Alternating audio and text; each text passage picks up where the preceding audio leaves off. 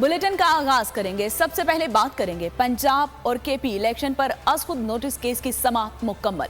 Supreme court का महफूज फैसला आज सुबह 11 बजे सुनाने का ऐलान। चीफ जस्टिस ने रिमार्क्स दिए कि इलेक्शन बरवक्त ना हुए तो इस्तेहकाम नहीं आएगा। हमने इलेक्शन की तारीख नहीं देनी, सिर्फ तायुन करना है कि तारीख देने का जुम्मेदार कौन होगा।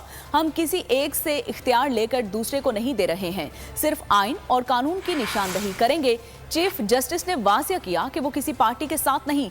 सदर मुमलिकत ने खैबर पख्तूनख्वा में इंतखाबात की तारीख देने के फैसले पर नजरसानी की यकीन दहानी करा दी। इम्पोर्टेड हुकूमत और उनकी हवारियों की अदलिया के खिलाफ हर्जा सराई। मरियम नवाज की अदलिया और फाजिल जज साहिबान पर शदीद तनकीद। इस घिनौनी साजिश को बेनकाब करने पर बोल को एक दफा फिर नशरियात की बंदिश का सामना करना पड़ रहा है। बोल अदलिया की इज्जत के लिए खड़ा है और खड़ा रहेगा।